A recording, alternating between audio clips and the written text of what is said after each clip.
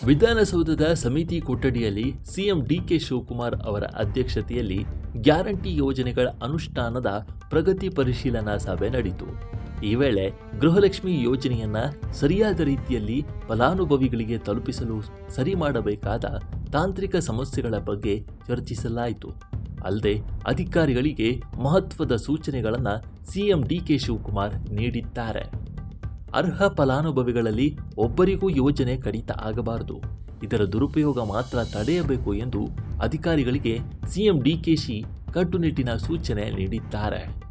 ಪ್ರಗತಿ ಪರಿಶೀಲನಾ ಸಭೆಯಲ್ಲಿ ಮಾತನಾಡಿದ ಅವರು, ಒಬ್ಬರೇ ಒಬ್ಬರು ಅರ್ಹ ಫಲಾನುಭವಿಗಳಿಗೆ ತೊಂದರೆ ಆಗಬಾರದು.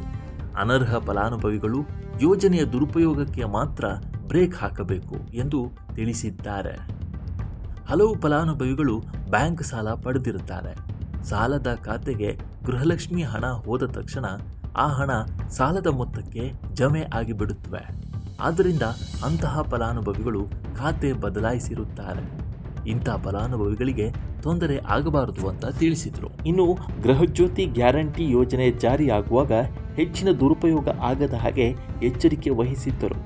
ಇದೇ ಎಚ್ಚರಿಕೆ ಇತರ ಯೋಜನೆಗಳಲ್ಲೂ ಅನುಸರಿಸಿದರೆ ದುರುಪಯೋಗದ ಪ್ರಮಾಣ ಕಡಿಮೆ ಆಗುತ್ತಿತ್ತು ಅಂತ ತಿಳಿಸಿದರು. ಮೃತಪಟ್ಟಿರುವ ಫಲಾನುಭವಿಗಳಿಗೂ ಗೃಹಲಕ್ಷ್ಮಿ ಹಣ ಹೋಗುತ್ತಿರುವುದನ್ನು ಪತ್ತೆಯಾಗಿದೆ. ಈ ರೀತಿ ದುರುಪಯೋಗ ಆಗಬಾರದು. ಗೃಹಲಕ್ಷ್ಮಿ ಹಣ ಫಲಾನುಭವಿಗಳ ಖಾತೆಗೆ ಜಮೆಯಾದ ತಕ್ಷಣ ಅವರ ಮೊಬೈಲ್ಗೆ ವಾಯ್ಸ್ ಮೆಸೇಜ್ ಮೂಲಕ ಖಚಿತಪಡಿಸಬೇಕು ಎಂದಿದ್ದಾರೆ. ಇನ್ನು ಮುಖ್ಯಮಂತ್ರಿಗಳ ಅಧ್ಯಕ್ಷತೆಯಲ್ಲಿ ವಿಧಾನಸೌಧದ ಸಮಿತಿ ಕೊಠಡಿಯಲ್ಲಿ ಜರುಗಿದ ಗ್ಯಾರಂಟಿ ಯೋಜನೆಗಳ ಪರಿಶೀಲನಾ ಸಭೆಯಲ್ಲಿ ವ್ಯಕ್ತವಾದ ಪ್ರಮುಖ ಅಂಶಗಳನ್ನು ನೋಡೋದಾದರೆ, ಮೊದಲನೇದಾಗಿ ಏರ್ಟೆಲ್ ಬ್ಯಾಂಕ್ನಲ್ಲಿ UPA ಖಾತೆಗಳನ್ನು ತೆಗೆದು ದುರುಪಯೋಗಪಡಿಸಿಕೊಳ್ಳುತ್ತಿರುವ ಪ್ರಕರಣಗಳು ಪತ್ತೆಯಾಗಿದೆ ಎನ್ನುವ ಬಗ್ಗೆ ಅಧಿಕಾರಿಗಳು ಸಭೆಯ ಗಮನಕ್ಕೆ ತಂದರು. ಖಾತೆಗಳು ಕರ್ನಾಟಕ ರಾಜ್ಯದಲ್ಲಿ ಮಾತ್ರ ಇರಬೇಕು. ಇತರೆ ರಾಜ್ಯಗಳಲ್ಲಿರುವ ಖಾತೆಗಳಿಗೆ ಹಣ ಹೋಗುತ್ತಿರುವುದು ಪತ್ತೆಯಾಗಿದೆ. ಇವುಗಳಿಗೆ ತಡೆ ಹಾಕಬೇಕು. ಮೂರನೆಯದಾಗಿ, ನಮ್ಮ ರಾಜ್ಯದ ಯೋಜನೆಗಳು ನಮ್ಮ ರಾಜ್ಯದ ಫಲಾನುಭವಿಗಳಿಗೆ ಮಾತ್ರ ಸಿಗಬೇಕು. ಇತರೆ ರಾಜ್ಯದ ಮತದಾರರಿಗೆ ಯೋಜನೆಯ ಲಾಭ ಆಗುತ್ತಿದೆ, ಇದನ್ನು ತಡೆಯಬೇಕು ಅಂತ ಹೇಳಲಾಯಿತು. ನಾಲ್ಕನೆಯದಾಗಿ, ಅನುಕೂಲಸ್ಥರು ಯಾರಾದರೂ ಗ್ಯಾರಂಟಿ ಯೋಜನೆಗಳನ್ನು ಸ್ವಯಂ ಪ್ರೇರಿತವಾಗಿ ಬಿಟ್ಟು ಕೊಡುವ ಮೂಲಕ ಇತರೆ ಅರ್ಹ ಫಲಾನುಭವಿಗಳಿಗೆ ನೆರವಾಗಲು ಮುಂದಾದರೆ ಅಂಥವರನ್ನು ಪ್ರೋತ್ಸಾಹಿಸಬೇಕು.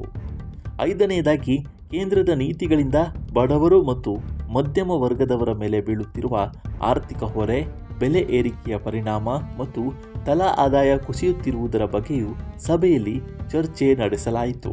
ಆರನೆಯದಾಗಿ, ಗೃಹಲಕ್ಷ್ಮಿ ಯೋಜನೆ ಜಾರಿಯಲ್ಲಿ ಬರುತ್ತಿರುವ 2 ಪ್ರಮುಖ ತಾಂತ್ರಿಕ ಸಮಸ್ಯೆಗಳ ಬಗ್ಗೆ ಕೂಲಂಕಷ ಚರ್ಚೆ ನಡೆಸಲಾಯಿತು. ಕೊನೆಯದಾಗಿ, ಮರಣ ಹೊಂದಿದ ಫಲಾನುಭವಿಗಳ ಸಂಖ್ಯೆ ಸಕಾಲದಲ್ಲಿ ದೊರೆಯದಿರುವ ಬಗ್ಗೆ eKYC ಹಾಗೂ ಬ್ಯಾಂಕ್ ಖಾತೆ ಅಥವಾ NPCI ನಿಷ್ಕ್ರಿಯವಾಗಿರುವ ಫಲಾನುಭವಿಗಳ ಕುರಿತಂತೆ ಚರ್ಚೆ ನಡೆಸಲಾಯಿತು. ಈ ರೀತಿ ಗ್ಯಾರಂಟಿ ಯೋಜನೆಗಳ ಪರಿಶೀಲನಾ ಸಭೆಯಲ್ಲಿ ಪ್ರಮುಖ ಅಂಶಗಳನ್ನು ವ್ಯಕ್ತಪಡಿಸಲಾಯಿತು.